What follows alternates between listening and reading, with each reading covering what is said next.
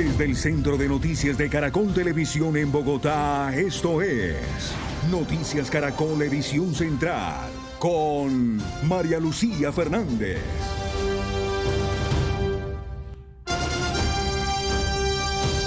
Buenas noches y bienvenidos a la edición central de Noticias Caracol. Se siguen sumando hospitales a la crisis desatada por las millonarias deudas del sistema de salud. La clínica Juan N. Corpas solo tiene en servicio 4 camas de su unidad de cuidados intensivos, mientras la clínica Medical cerró 4 de sus puntos de atención en Bogotá. Por más de 50 años, este centro médico, la clínica Juan N. Corpas, ubicada en la localidad de Suba, en Bogotá, ha atendido a millones de colombianos. Hoy, tras varios meses de sostener una situación financiera casi imposible, se hizo público que la deuda que tiene la CPS con la institución los tiene en jaque. Nos están adeudando más de 25.000 millones de pesos, lo que nos tiene en serios aprietos económicos, porque el no pago de estas acreencias por los servicios prestados nos genera dificultad en el pago con los proveedores. Desde hace varios meses la clínica no ha podido pagar el salario de gran parte de sus trabajadores. Por eso el equipo de médicos de la unidad de cuidado intensivo renunció de forma masiva el pasado 3 de mayo, lo que llevó a que solo funcionen 4 de las 16 camas de UCI que tienen disponibles. Nosotros estamos adeudando en salarios a la fecha, salarios de octubre y noviembre, algunos médicos especialistas que están por orden de prestación de servicios. Pero esta no es la única IPS que en las últimas horas sacó a la luz la crisis financiera. Así se veía en horas de la mañana una de las sedes en Bogotá de la clínica Medical. Largas filas de pacientes que entre la angustia y la zozobra recibieron la noticia de la suspensión de los servicios. No recibí lo de rayos X que era mañana, la atención por medicina, o sea, estamos en el aire. La razón del cierre es la misma, deudas de la CPS con la clínica Medical. Estamos hablando de que cada mes se van a dejar de atender alrededor de 30.000 pacientes en diferentes servicios, tanto como consulta externa, rehabilitación, cirugía programada y urgencias. Las sedes de la clínica Medical que dejaron de operar son Toberín, Norte, Américas y Santa Juliana, y en Kennedy suspendieron los servicios de cuidado intensivo, cardiología y diálisis. Un bebé indígena de la comunidad Uwa murió por tosferina. La familia del niño tuvo que recorrer 3 departamentos en búsqueda de atención médica. La muerte de un niño de tan solo 1 año y 4 meses hoy tiene en alerta a la comunidad indígena Uwa en Agua Blanca, municipio de Cerrito, Santander. Para la comunidad lo ocurrido va más allá de una enfermedad y denuncia fallas en el acceso a la atención en salud. Se hace un traslado masivo al municipio de Cubará, la ES especial de Cubará, que es pues nuestro segundo institución de salud en prestación. No se concerta con la comunidad. El menor con síntomas graves recibió atención inicial con medicina ancestral. Sin embargo, su salud empeoró, fue trasladado a Boyacá y finalmente a Arauca. No se puede salvar porque Cubará lo remite a Saravena y en Saravena el niño fallece. La atención inicialmente se recibía por parte de la IPS dentro del resguardo. Ahora, según la comunidad, duran hasta un día caminando por trochas, por ríos y hasta caballo para llegar a Cubará en Boyacá. Esta situación se habría dado por una petición del Cabildo Mayor para el Cambio en el prestador de salud. Ya Nueva EPS, revisando el tema, manifiesta que esto se hizo concertado directamente con la asociación UBA y con los Cabildo. Ahora las comunidades indígenas deberán concertar cómo quieren la prestación del servicio y presentarle la propuesta a la nueva EPS para establecer el lugar de atención. El presidente de la Corte Suprema de Justicia, Mauricio Lenis, dijo que no se puede recurrir a los estrados judiciales para obtener atención en el sistema de salud. Aseguró que los servicios de los pacientes están por encima de los debates políticos. Al margen de las discusiones políticas o técnicas que por supuesto pueden darse frente al sistema de salud, lo cierto es que a los ciudadanos lo que les interesa es que se les garantice efectivamente su derecho, que puedan acceder a los medicamentos, a los tratamientos o a las cirugías. Y tal vez el llamado que se hace desde el sector de justicia es que las personas responsables de ese sistema, al margen de las discusiones que tengan que darse y cuando se den, garanticen a la ciudadanía la efectiva protección de la salud.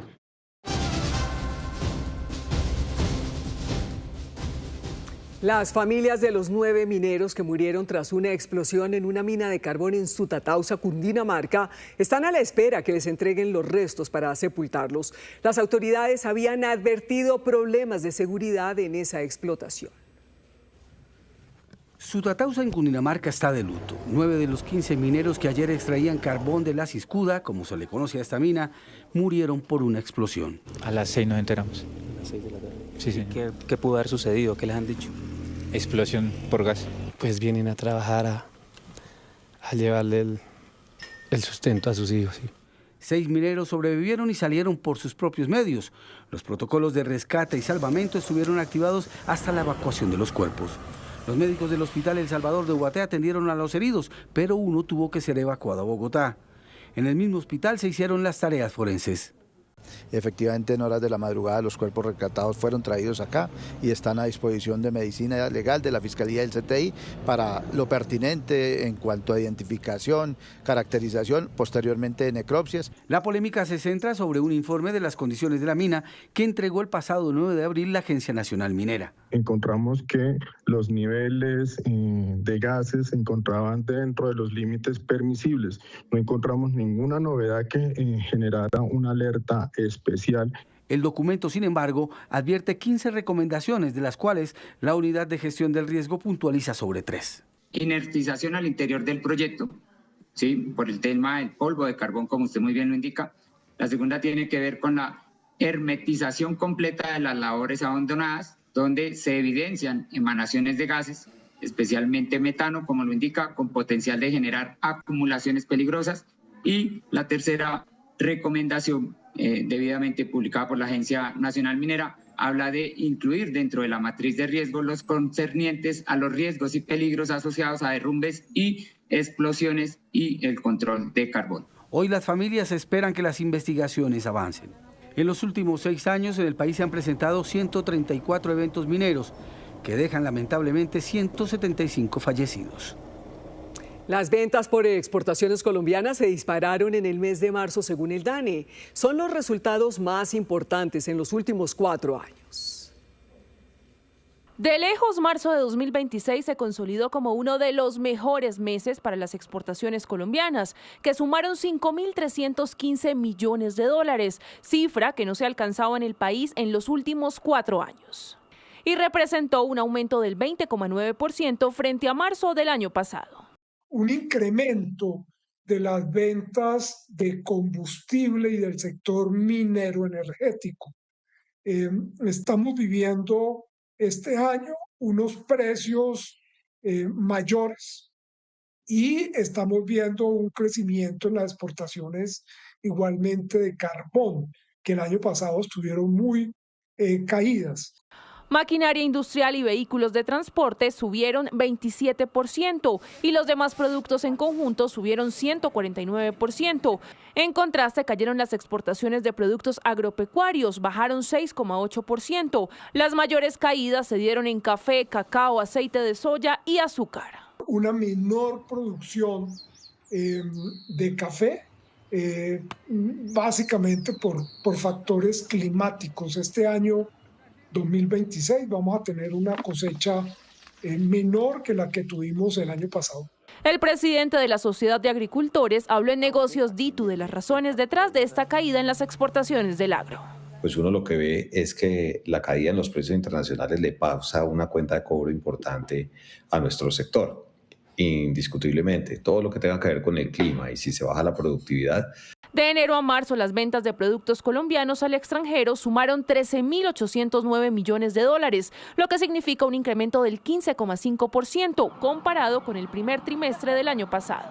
Sin embargo, marzo también evidenció una caída del 60% en las exportaciones a Ecuador por los aranceles impuestos por el gobierno de Daniel Noboa.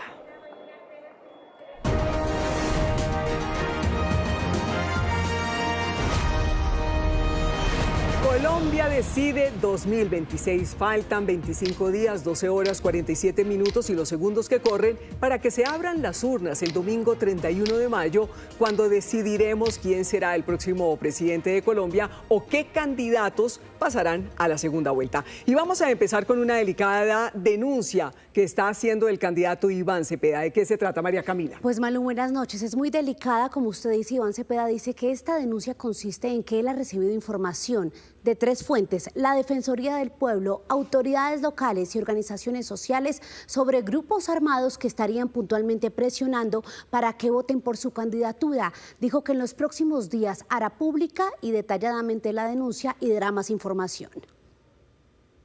El candidato presidencial Iván Cepeda primero alertó a través de este comunicado que grupos al margen de la ley están presionando a los electores para que voten en favor de su campaña presidencial. Y dijo: condeno de manera categórica y enérgica cualquier clase de presiones al elector, incluidas aquellas que se hagan supuestamente a mi favor mediante amenazas, veladas o explícitas recomendaciones sobre la intención de voto de cara al próximo 31 de mayo.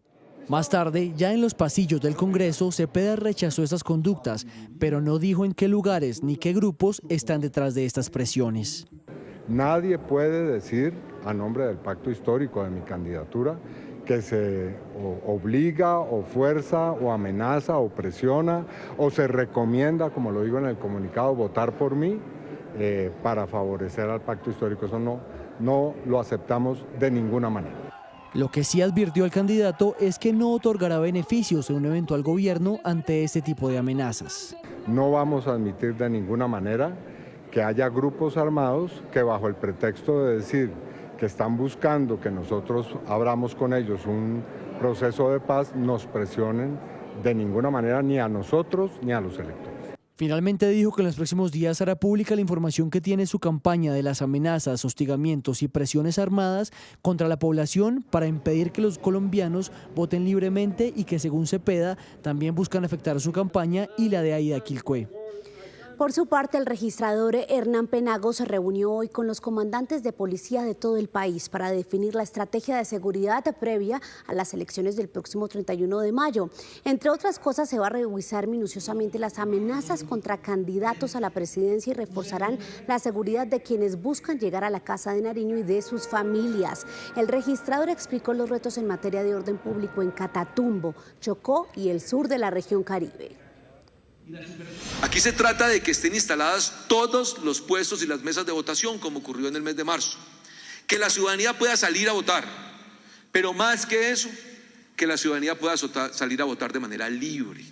Es decir, que además de ejercer los derechos políticos, se ejerzan esos derechos políticos con libertad.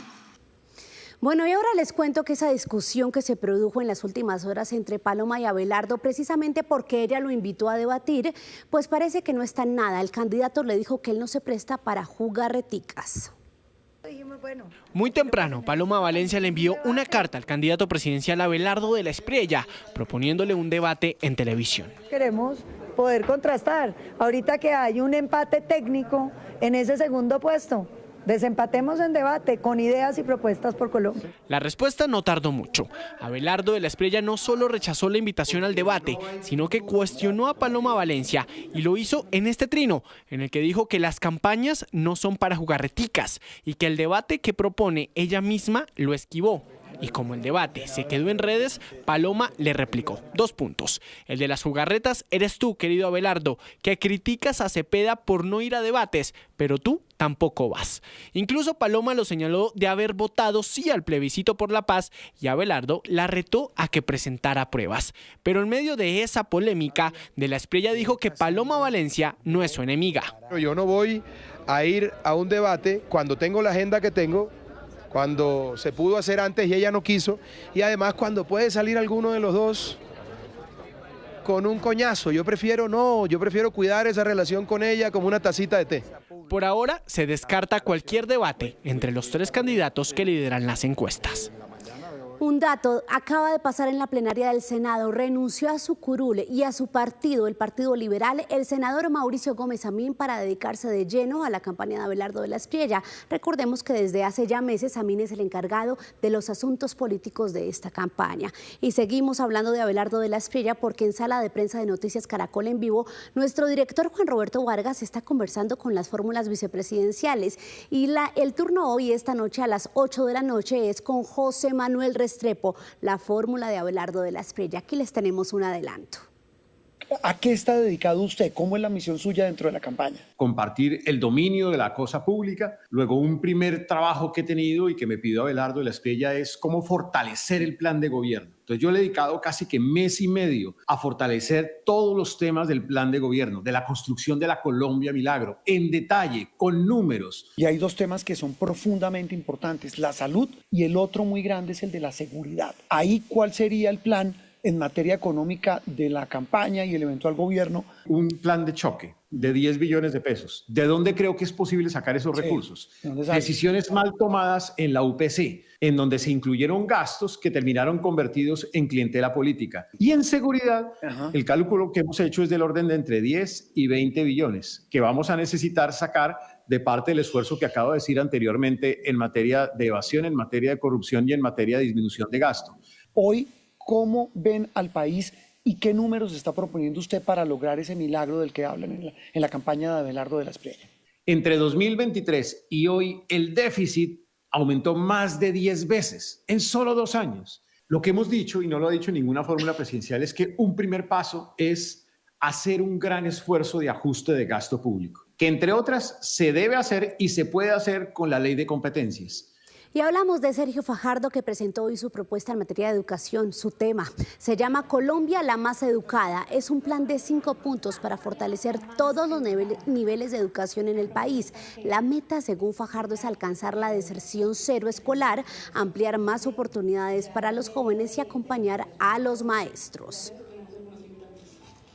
Nosotros todos los días una confrontación, atentados, vemos la violencia que va, vuelve, las agresiones, los insultos. Tenemos que ser Colombia la más educada, ponernos eso como reto. Tenemos el talento, nos sobra, se da silvestre en Colombia el talento. Tenemos la riqueza ambiental, ya sabemos que somos el país más biodiverso por metro cuadrado en el planeta. Bueno, y nos cuentan que un candidato se prepara para bajarse de la contienda electoral. Se trata de Luis Gilberto Murillo. Desde la campaña, sus asesores nos dicen que Murillo se retirará mañana para sumarse a la candidatura de Iván Cepeda. El anuncio se haría mañana a las 10 de la mañana en el Hotel Tequendama. Y para el cierre, la invitación. Hoy a las 10:30 de la noche, no lo olviden, un nuevo capítulo del País de los Jóvenes. Sergio Fajardo estará cara a cara contestando las inquietudes de los jóvenes de los 32 departamentos del país. Ahí está la invitación. Feliz noche.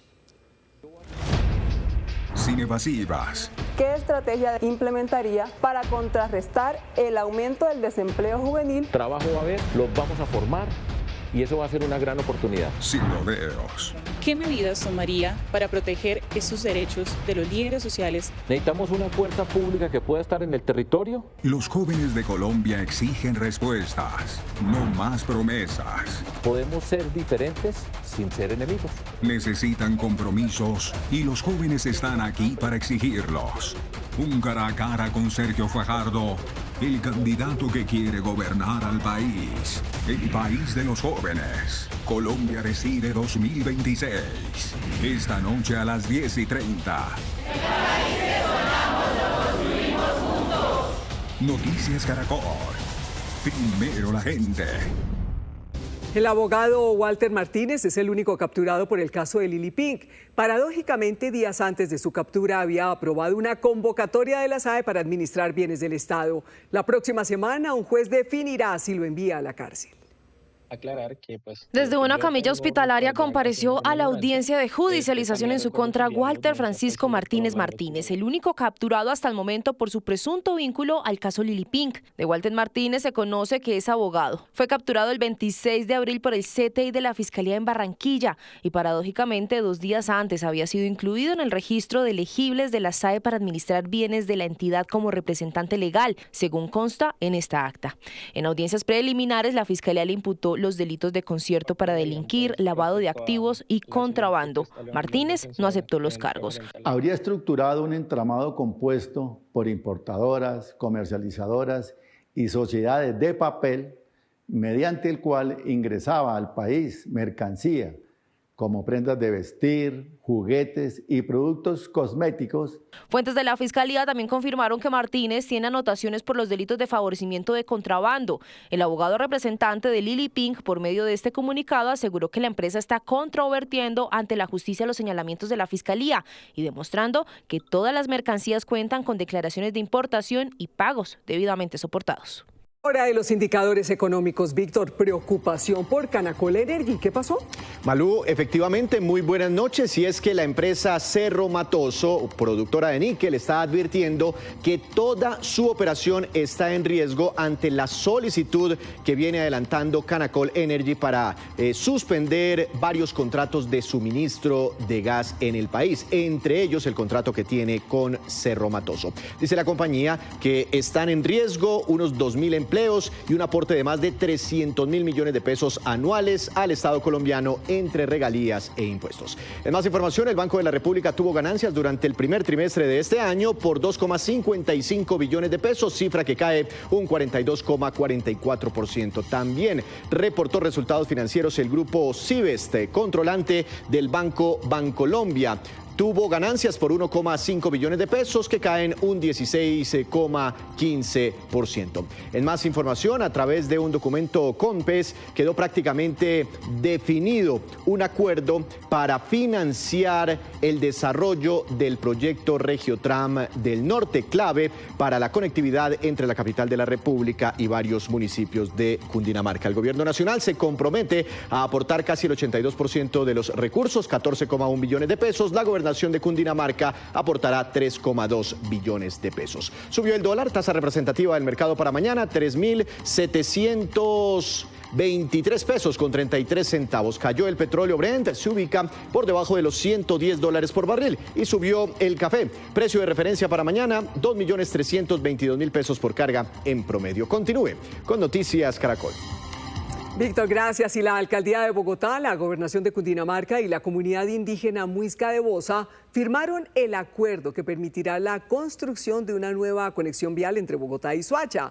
Se trata del puente Tibanica, que tendrá 4 carriles, pasos peatonales y ciclorruta. El paso elevado conectará la avenida Terreros con la avenida Ciudad de Cali. Su construcción mejorará los tiempos de desplazamiento para 250.000 personas que viven en el vecino municipio.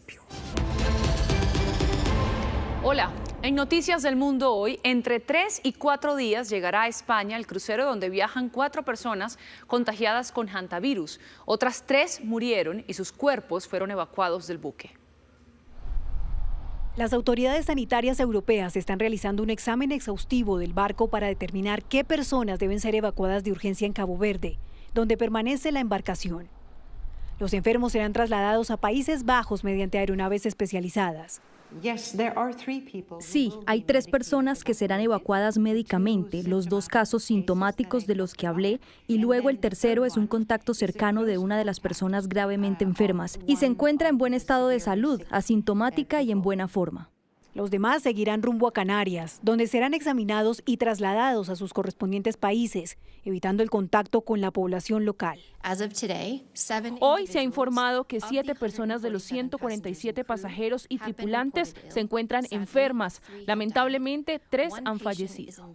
El gobierno español también aceptó una petición formal de Países Bajos para acoger al médico del crucero, que se encuentra en situación grave y que será transportado a Canarias en un avión. La OMS ha elevado a 7 las personas afectadas por el brote de este virus, que suele transmitirse de las ratas a los seres humanos. Entre los 7 casos, 2 ya confirmados en laboratorio, están los de los 3 fallecidos. Una intervención médica de alta complejidad en Estados Unidos salvó la vida de un bebé antes de nacer. Ocurrió en Orlando, en donde los médicos tuvieron que extraerlo parcialmente del vientre, intervenirlo y luego devolverlo al útero de su madre. Cassian es considerado un bebé milagro. Antes de nacer le diagnosticaron síndrome de obstrucción congénita alta de la vía aérea, una condición rara que no le permitiría respirar por sí mismo al nacer. Sus pulmones se agrandan, se tensan y aumentan la presión en su interior. Comienzan a comprimir el corazón y finalmente el bebé entra en insuficiencia cardíaca. Los médicos sabían que sin intervención antes del nacimiento no sobreviviría. Por eso decidieron abrir el útero, extraer parcialmente al bebé e intervenir su tráquea mientras seguía recibiendo oxígeno de la madre. Logramos abrir el abdomen de la madre y el útero, extraer únicamente la cabeza del bebé y exponer el cuello. En ese momento el equipo de otorrinolaringología realizó la intervención. Tras la cirugía fue devuelto al útero. 7 semanas después nació. Permaneció 132 días en cuidado intensivo. Los médicos aseguran que en la práctica nació 2 veces. Para nosotros, cada etapa fue una victoria. El hecho de que sobreviviera al parto y lograra llegar a la UCI neonatal fue otra victoria. Y que pudiera volver a casa es lo más grande de esta situación. Cassian tiene ahora 8 meses, vive feliz, está evolucionando, sigue en tratamiento y aún deberá someterse a otras 3 cirugías más. Hoy vive una vida que estuvo a punto de no comenzar. Las maravillas de la ciencia. Y en otras noticias, la Casa Blanca publicó su más reciente Estrategia Nacional de Control de Drogas, que tiene menciones sobre Colombia. El informe asegura que nuestro país debe priorizar esfuerzos para reducir los cultivos de hoja de coca. Simultáneamente, la Oficina de Control de Drogas asegura que utilizarán todas las herramientas del gobierno de Estados Unidos para desmantelar carteles y organizaciones terroristas y pidió mayor cooperación en materia de extradición.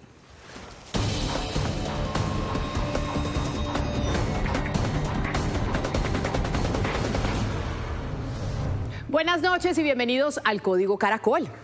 El anuncio de la encuestadora española GAT3 de retirarse de publicar encuestas en Colombia por la dificultad que representa cumplir la nueva normativa que hay en el país ha desatado una discusión sobre quién fue el verdadero autor de la Ley 2494 del 2025, conocida como la Ley Mordaza. El proyecto fue promovido por las senadoras Angélica Nozalo del Partido Verde, Paloma Valencia por el Centro Democrático, Clara López del Pacto Histórico y Juan Sebastián Gómez del Nuevo Liberalismo. Para nadie es un secreto que otro de los grandes promotores de la ley fue el ex senador Rodrigo Lara, quien en su red social X dijo que el problema no era la ley, que es de autoría de Paloma Valencia y Angélica Lozano, sino que el problema era su aplicación. A ese pronunciamiento que hizo en X, inmediatamente le respondió en la misma red social la candidata Valencia diciéndole: Rodrigo, a ver si te entiendo, la ley que escribiste y que pediste que sacáramos adelante, ¿ahora solo es de Angélica y mía? La senadora Lozano también le respondió en su cuenta: a ver, Rodrigo Lara, ¿yo no lo crié? Haciendo con esta frase referencia a una respuesta del presidente Gustavo Petro cuando habló de los líos jurídicos de su hijo Nicolás. Ambas senadoras recordándole a Lara que él es el verdadero padre de la criatura. Si miramos la Gaceta Oficial del Congreso, que es donde queda la prueba por escrito de lo que pasa y no pasa en el legislativo, dice que la ley de encuestas tiene su origen en 2 iniciativas legislativas presentadas en el 2020. Una por el hoy ministro del Interior, Armando Benedetti, y otra por el ex senador Rodrigo Lara Restrepo, quien acompaña activamente la campaña de Abelardo de la Espriella por estos días. Las vueltas que da la vida en la política. Y la Corte Constitucional nos dio la razón a las mujeres periodistas que reclamamos a través de una tutela que el presidente Gustavo Petro nos llamara periodistas del poder y muñecas de la mafia. Esta expresión la usó el mandatario en la posesión de la defensora del pueblo, que después se transmitió como alocución presidencial.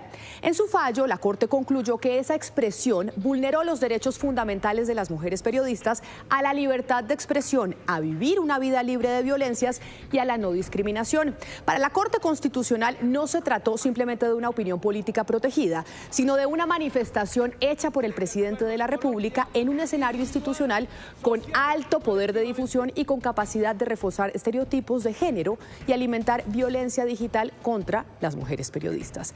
Por eso la Corte revocó la decisión del Consejo de Estado que había negado la tutela y ordenó al presidente retractarse, pedir disculpas públicas, poner una nota aclaratoria en el video y la transcripción de la locución y abstenerse de emitir mensajes que vulneren los derechos de las mujeres periodistas a la no discriminación y a una vida libre de violencia de género a nivel digital. La Corte deja claro que el presidente tiene libertad de expresión, pero con límites reforzados, recordando que los funcionarios públicos, especialmente el mandatario, pueden opinar, pero sus palabras tienen un peso institucional mayor. Por eso deben actuar con especial cuidado para no promover estigmatización, discriminación o violencia, sobre todo frente a las mujeres periodistas que somos sujetos de especial protección en una democracia. Hasta aquí el código Caracol. A ustedes una feliz noche. Sí, señora, y así terminan las noticias. Nos vemos a las 11:30 de la noche en Última Edición. Ya viene a otro nivel. Esto es Noticias Caracol, primero la gente.